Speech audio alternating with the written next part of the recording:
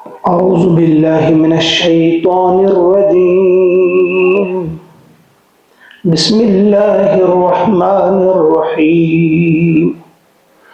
والله خلقكم من تراب ثم من نطفة ثم جعلكم أزواجا وما تحمل من أنثى ولا تضع إلا بعلمه وما يعمر من معمر ولا ينقص من عمره إلا في كتاب إن ذلك على الله يسير. صدق اللہ العظیم. سورہ فاطر آیت نمبر 11 آپ کے سامنے پڑھی گئی. اللہ تبارک و تعالی ہمیں جس طرح سے پہلے کائنات کی سیر کرائی، آسمانوں کی، زمین کی، کس طرح سے آسمانوں کو پیدا فرمایا، اب ہمارا جو عالم اصغر ہے اس کی سیر کرائی جا رہی ہے کہ اپنی ذات پر غور کرو، اپنے جسم، اپنی جان پر غور کرو کہ تم کہاں سے آئے، کیسے تم کو پیدا فرمایا. اللہ تعالیٰ نے فرمایا واللہ، اور اللہ تعالیٰ نے خلقکم، تمہیں پیدا فرمایا، تمہیں پیدا کیا، من تراب، مٹی سے پیدا کیا تمہیں، ثم پھر من نطفہ، پھر تمہیں نطفے سے پیدا کیا، یعنی آفرینش، یعنی پہلی تخلیق جو ہوئی انسان کی مٹی سے پیدا فرمایا تعالیٰ نے، اس کے بعد جو سلسلہ جاری کیا نطفے سے، پھر ثم جعلکم ازواجا، پھر بنایا تمہیں جوڑے جوڑے، مرد عورت، میل فیمیل، پیدا فرمایا تمہیں مٹی سے، پھر تمہیں نطفے سے پیدا کیا، اور پھر تمہیں جوڑے جوڑے بنایا. وما تحمل من انثى، اور نہیں حاملہ ہوتی ہے کوئی عورت، ولا تضع، اور کوئی عورت نہیں جنتی ہے، الا مگر بعلمہ، اس کے علم میں ہوتا ہے، اللہ کے علم میں. یعنی کوئی عورت جب حاملہ رہتی ہے اللہ کے علم میں وہ بات بھی ہوتی ہے، اور عورت جب جنتی ہے بچہ ہو بچی ہو تو وہ بھی اللہ کے علم میں، اللہ کے علم سے باہر نہیں. وما يعمر من معمر، اور نہیں عمر پاتا کوئی بڑی عمر والا، کوئی معمر شخص جو ہے، کوئی لمبی عمر والا، بڑی عمر والا جو ہے وہ عمر نہیں پاتا. ولا ينقص، اور نہ اس کی عمر میں کچھ کمی کی جاتی ہے، من عمرہ، اس کی عمر سے، الا فی کتاب، مگر یہ ایک کتاب میں ہے، اللہ تعالیٰ کی لکھی ہوئی، یعنی اللہ تعالیٰ کے ہاں ایک لکھی ہوئی کتاب ہے، وہ سب درج ہے. یہ جو اس کو سمجھنے کی ضرورت ہے کہ کوئی کسی شخص کی عمر میں اگر اضافہ ہو یا کمی ہو وہ اللہ کے علم میں ہے. یہ اضافہ کیسے ہوتا ہے، کمی کیسے ہوتی ہے؟ عمریں تو سب کی ہم سب جانتے ہیں کہ مخصوص ہے، ایک خاص عمر لے کر ایک شخص آتا ہے، تو اس کی کئی تفسیریں بیان کی گئی ہیں. مثلا ایک تفسیر اس کی ہے حضرت قتادہ رضی اللہ تعالیٰ عنہ، وہ فرماتے ہیں کہ اس سے مراد کیا ہے کہ حضور علیہ السلام نے فرمایا کہ آخری امت جو ہے پیارے نبی صلی اللہ علیہ وسلم کی امت، ان کی عمریں جو ہوں گی 60 اور 70 کے بیچ ہوں گی. امت محمدیہ کی عمر جو ہے، عمریں جو ہوگی ان کے لوگوں کی 60 اور 70 کے بیچ ہوں گی. اب اگر کوئی 60 سے کم عمر میں کسی کی وفات ہو جاتی ہے، گویا اس کی عمر گھٹا دی جاتی ہے، مگر یہ بھی اللہ کے علم میں ہی، اللہ ہی نے لکھی ہوتی ہے. اگر کسی کی بڑھائی جاتی ہے اس سے مراد یہ کوئی 70 سے اوپر جائے، 80، 100، 110، 120، تو یہ بھی اللہ تعالیٰ کی ذات کر سکتی ہے. اور اسی طرح سے اس کی ایک تفسیر یہ بیان کی جاتی ہے، عمر بڑھتی نہیں، اصل میں اس میں برکت دی جاتی ہے۔ برکت ان دا سینس کہ ایک شخص ہوتا ہے بالکل مختصر یا کم عمر میں اس نے بڑے کارنامے انجام دیے ہوتے ہیں، انسان سوچتا ہے کہ اس نے 1000 سال عمر پائی ہے، اتنے کارنامے کیسے اس نے انجام دیے، یہ کام وہ کام وہ کام وہ کام کیا، وہی اس کی عمر میں برکت ہے۔ حضرت عبداللہ ابن عباس رضی اللہ تعالیٰ عنہ انہوں نے اس کی تفسیر یہ بیان کی ہے کہ عمر میں اضافہ کیسے ہوتا ہے۔ انہوں نے فرمایا عمر تو انسان کی جو ہے وہی رہتی ہے، البتہ اس کی اولاد اگر صالح نکلے تو ایک شخص مر بھی جائے اپنی عمر کے ساتھ، وہ چلا گیا قبر میں، اس دنیا سے رخصت ہو گیا، لیکن اس کی اولاد جو اس کے لیے دعائیں کرتی رہتی ہے، اس کے نام اعمال میں نیکیاں لکھی جاتی ہیں، گویا اس اعتبار سے اس نے لمبی عمر پائی، گویا اس کی عمر میں اضافہ ہوا۔ یہ بھی ایک تفسیر کی گئی ہے۔ تو ایک تفسیر یہ بھی ہے کہ کمی ہوتی رہتی ہے اور اس کو لکھا جاتا ہے۔ کیسے لکھا جاتا ہے؟ یہ حضور کی ایک حدیث کی روشنی میں ایک صحابی کا قول ہے، انہوں نے فرمایا کہ ایک شخص ایک خاص عمر لے کر دنیا میں آتا ہے، فرض کرو اس نے 60 سال دنیا میں رہنا ہے، اب جو ہی اس نے ایک دن گزارا تو لکھا جاتا ہے کہ اب اس کی عمر 59 سال اتنے مہینے اور اتنے دن ہے، بلکہ سال کی بات نہیں، مہینے کی بات نہیں، دن کی بات نہیں، بلکہ گھنٹوں کی بات ہے۔ لکھا جاتا ہے اب اس کی عمر اتنی ہے، 1 گھنٹہ گزر گیا، 1 منٹ گزر گیا، ساتھ ہی لکھا جاتا ہے اب اتنے منٹ، اتنے دن، اتنے سال اب باقی ہے۔ اب انسان سوچتا ہے کہ کروڑوں اربوں انسان ہے، ان کا اتنا حساب رکھنا کہ ایک ایک لمحے کا حساب رکھنا، ایک لمحہ گزارا تو بس اتنے لمحے باقی رہے، تو یہ تو بڑا عجیب کام ہے۔ تو ساتھی رتنا نے آگے فرمایا ان ذالک علی اللہ یسیر، بے شک یہ چیز اللہ کے لیے بہت آسان ہے۔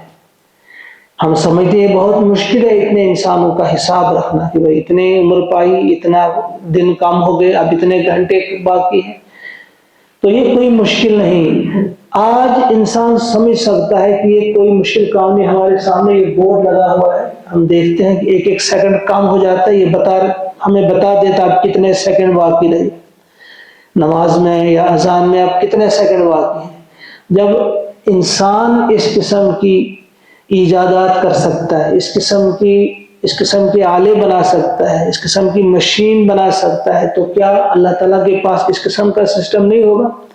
تو فرمایا یہ ایک ایک لمحے، تو کچھ مفسرین نے لکھا ہے کہ صرف انسان کی بات نہیں، اللہ تعالیٰ کو یہ سب علم ہے تمام جانداروں کے بارے میں، جتنے بھی حیوانات ہیں، چرند ہیں، پرند ہیں، کیڑے مکوڑے ہیں، ان کے بارے میں ہے کہ کس کیڑے کی عمر کتنی ہے، کتنی عمر اس نے گزاری، اب کتنی باقی ہے وہ بھی لکھی جاتی ہے، کس درخت سے کتنے پتے گر پڑے، اب یہ دوسرے پتے کب گر پڑیں گے، کس وقت پڑیں گے، وہ بھی لکھا ہوا اللہ کی کتاب میں۔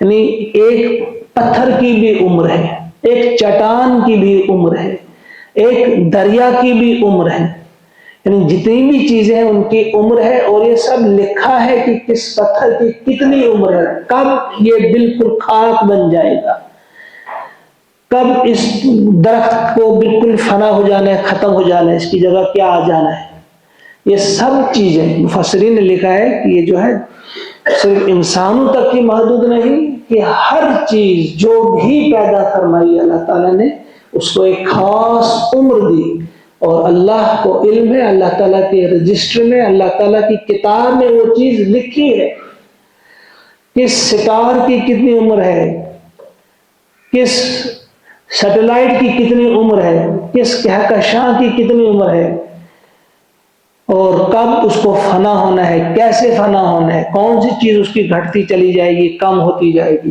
برابر۔ تو یہ اس آیت کو پڑھ کر جب انسان سوچتا ہے کہ اللہ تعالیٰ، وہی جو میں اکثر کہا کرتا ہوں، وما قدر اللہ حق کا قدر ہی، کہ انہوں نے اللہ کی قدر جانی ہی نہیں کہ اللہ تعالیٰ کی ذات ہے کیا ذات، اللہ تعالیٰ کی معرفت ہی حاصل نہیں کی کہ ہماری ایک ایک ادا پہ اس کی نگاہ ہے، ہماری سوچ پہ. ہم یہاں بیٹھے کیوں بیٹھے اللہ کو معلوم ہے، کس کی کیا غرض بیٹھنے، کون اخلاص کے ساتھ بیٹھا ہے، کس کے دل میں کتنی محبت ہے اللہ کی، کس کے دل میں کتنی محبت ہے اس کتاب کی. جو جس محبت کے ساتھ بیٹھا ہوگا، جو جس شوق کے ساتھ بیٹھا ہوگا، جو جس تمنا آرزو کے ساتھ بیٹھا ہوگا، اللہ تعالیٰ اس کو دیکھتا ہے. کسی کی عمر میں برکت عطا کرتا ہے. پھر یہ ممکن ہے آپ ہی میں کسی کی عمر میں اس قسم کی برکت عطا کی جائے گی تو اس سے بہت بڑے بڑے کام لیے جا سکتے ہیں، لیکن تمنا اور شوق ہمارے دلوں کے اندر بھی پیدا ہونا چاہیے. بہرحال ایک آیت اور ہم پڑھیں گے، 2 آیات کا آج مطالعہ کریں گے. وما یستوی البحران، وما یستوی اور نہیں ہے برابر، البحران بحر کی تسنیہ ہے. یہ بحر دریا کو کہتے ہیں، بحر سمندر کو کہتے ہیں. 2 سمندر یا 2 دریا اس سے مراد نہیں ہے. کیوں؟ بحر کا لفظ جو ہے جب اس کی تحقیق ہم کرتے ہیں ہمیں پتہ چلتا ہے پانی کے بہت بڑے ذخیرے کو بحر کہا جاتا ہے. وہ دریا کو بھی کہیں گے، سمندر کو بھی کہیں گے.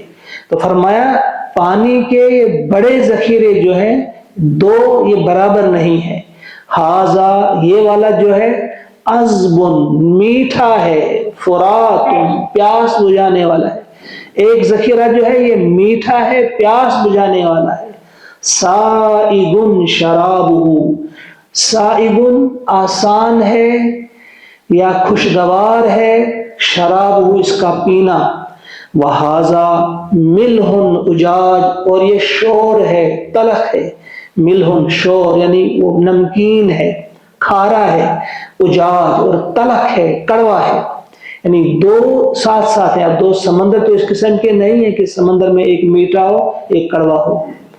2 دریا بھی ایسے نہیں ہیں. گویا دریا جب سمندر میں داخل ہوتا ہے، دریا اور سمندر ایک ساتھ جب دریا آگے چلتا ہے تو بہت دور تک آپ دیکھتے ہیں کہ وہ 2 پانی الگ الگ رہتے ہیں. میٹھا الگ رہتا ہے اور وہ اسی طرح سے جو سمندر میں جو چشمے نکلتے ہیں وہ بھی آپ نے دیکھے ہیں. آج تو ہر چیز انسان گھر بیٹھ کر بھی دیکھتا ہے. سمندر کے اندر جو چشمے ہوتے ہیں میٹھے پانی کے چشمے ہوتے ہیں، دور تک وہ پانی چلا جاتا ہے. میٹھا الگ ہوتا ہے اور وہ سمندر کا خاری پانی جو ہے جو نمکین ہے وہ الگ رہتا ہے. فرمایا اس میں نشانیاں ہیں، یہ دونوں پانی ایک جیسے نہیں ہے. وما یستوی البحران، ایک تو میٹھا ہے، پیاس بجھانے والا ہے اور پینے کے لیے بڑا خوشگوار ہے، اور دوسرا جو ہے یہ ملح اجاج، یہ کھاری ہے اور یہ کڑوا ہے، تلخ ہے. تو یہ ساتھی مثال جو دی گئی، اور یہ کیوں مثال دی گئی، یہ 2 قسم کے پانی ہیں، یہ میٹھا ہے. یہ اس سے جو مراد مفسرین نے لیا ہے کہ یہ دنیا میں ہم رہتے ہیں، یہاں مومن جیسا میٹھا انسان بھی بستا ہے اور یہاں کافر جیسا کڑوا اور تلخ انسان بھی بستا ہے. یہاں آپ دیکھیں گے ساتھ ساتھ زندگی گزار رہے ہوں گے، ایک انتہائی با اخلاق ہوگا، نرم مزاج کا ہوگا، فائدہ پہنچانے والا ہوگا، اور دوسرا ہوگا جو نقصان پہنچانے والا ہوگا، اپنی زبان سے، اپنے ہاتھ سے، اپنی اداؤں سے نقصان پہنچانے والا ہوگا. تو ایک ہے عذب فرات، دوسرا ہے ملح اجاج. ایک اس کے یہ معنی بھی ہم بیان کر سکتے ہیں، لے سکتے ہیں یہ بھی دنیا.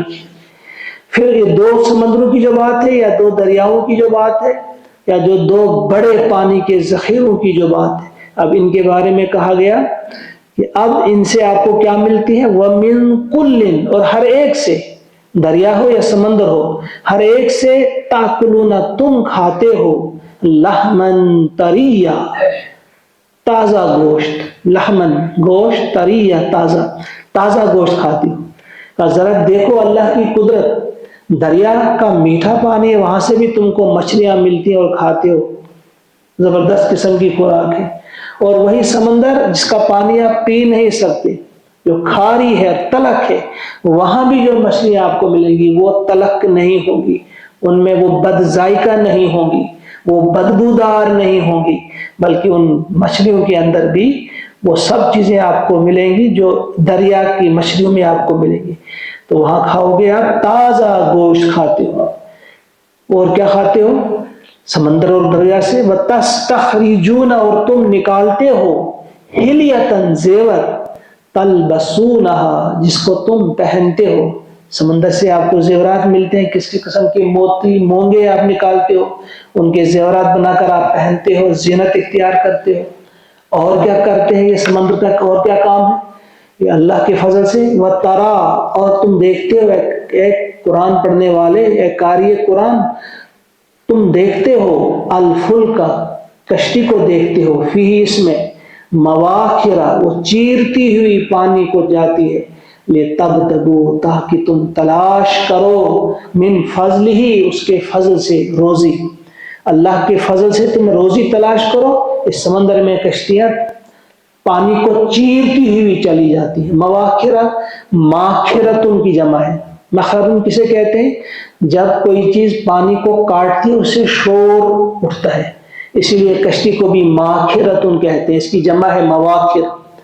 گویا تم کشتیوں کو دیکھتے ہو کہ وہ پانی کو چیرتی ہوئی، شور مچاتی ہوئی جاتی ہیں، اور ان کشتیوں میں سینکڑوں لوگ بیٹھے ہوتے ہیں، ہزاروں لاکھوں ٹن کا سامان ان پر چڑھا ہوا ہوتا ہے۔ اب آپ دیکھتے ہو آج تو ان پر سمندر میں بیٹھ کر بڑے بڑے بحری بیڑے بھی آپ دیکھتے ہیں کس طرح سے لڑائی کے لیے بھی استعمال کیے جاتے ہیں۔ آج کل ایران والی جنگ میں آپ دیکھتے ہو امریکی بیڑا کیا، اس کے اندر کیا ہے، وہاں سے جہاز بھی اٹھتے ہیں۔ کتنا کس قسم کا یہ سمندر اللہ تعالیٰ نے ہمیں عطا کیا ہے، اس کے ذریعے کتنی، اس کو کس طرح سے مسخر کر دیا تمہارے لیے، اس کے ذریعے تم اچھے کام بھی کر سکتے ہو، اپنے لیے فائدے بھی حاصل کر سکتے ہو، اور کچھ شیطانوں کی طرح کسی کا جینا حرام بھی کر سکتے ہو، کسی کو نقصان بھی پہنچا سکتے ہو۔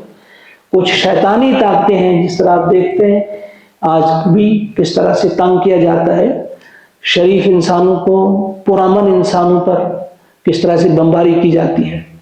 بہرحال اس میں جو ہم کو سمجھایا گیا ہے کہ یہ چیزیں سب میں نے تمہارے لیے مسخر کر دی ہیں، اور کشتیوں کو اس لیے مسخر کیا کہ تم اس کے ذریعے سے اپنی روزی تلاش کر سکو، اپنے ملک کی ترقی کے لیے اس کو استعمال کر سکو، من فضلی وَلَعَلَّكُمْ تَشْكُرُونَ، اور اس کے بعد یہ سب اس لیے تاکہ تم اللہ کا شکر ادا کرو۔ اللہ کا شکر ادا کرنے کا طریقہ کیا تھا کہ اللہ کے بندوں کے لیے تم رحمت بنتے، اللہ کے بندوں کے لیے تم ان کے مددگار بنتے، لیکن ایسا نہیں ہوتا، ہمیں اللہ یاد ہی نہیں رہتا، ہم اللہ کی نافرمانیاں کرتے رہتے ہیں، کسی قسم کی چیزیں کرتے رہتے ہیں۔ یہ آیت ہمیں یاد دلاتی ہے، پہلی آیت میں ہماری اپنی تخلیق پر اللہ تعالیٰ نے زور دیا کہ اپنے آپ کو دیکھو، کس طرح سے میں نے تمہیں پیدا کیا، پہلی بار مٹی سے، پھر نطفے سے، کس طرح سے پھر تمہارے جوڑے بنائے، ان جوڑوں کے ذریعے میں نے کس طرح سے تمہاری نسل آگے چلائی۔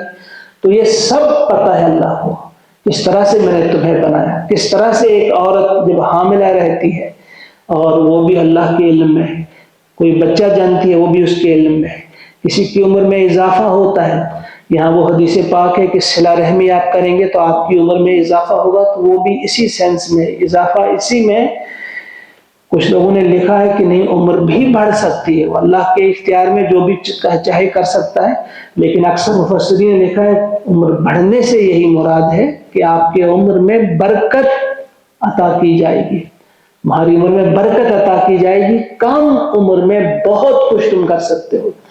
بہرحال اور دوسری آیت میں جو ہم نے پڑھا سمندر کے بارے میں کہ وہ بھی ایک نشانی ہے، کس طرح سے وہاں کس قسم کے فائدے تم اس سمندر سے اٹھا سکتے ہو۔ اللہ تعالیٰ سے دعا ہے کہ ہم سب کو توفیق عطا فرمائے کہ ہماری نگاہ جو ہے وہ نگاہ عبرت ہو، ہر چیز سے ہم سبق حاصل کریں، ہر چیز سے ہمیں اللہ تعالیٰ کی معرفت حاصل ہو، اللہ کو پہچاننے میں ہمیں مدد ملے، ہر چیز کو دیکھ کر ہماری نگاہیں گائے، بیل، بکری، گدھوں کی نگاہیں نہ ہوں، وہ دیکھتے ہیں، ان کو جہاں بھی دیکھتے ہیں ان کو چارہ نظر آتا ہے، کہاں ہمیں نظر آیا گھاس تو ہم کھائیں گے، تو وہ گھاس ڈھونڈنے والی نگاہیں ہماری نہ ہوں، بلکہ ہماری نگاہیں کیسی نگاہیں ہیں جو اللہ کی معرفت حاصل کرنے والی ہیں، پتے پتے سے ظاہر ہے اللہ کی معرفت حاصل کر سکتے ہیں، ایک پتے کو دیکھ کر بھی اللہ تعالیٰ وہ نظر ہمیں عطا کرے۔ اللهم اجعل القرآن ربيع قلوبنا ونور أبصارنا وشفاء صدورنا وذهاب همومنا وغمومنا. ربنا تقبل منا إنك أنت السميع العليم. سبحان ربك رب العزة عما يصفون وسلام على المرسلين والحمد لله رب العالمين. السلام عليكم ورحمة الله.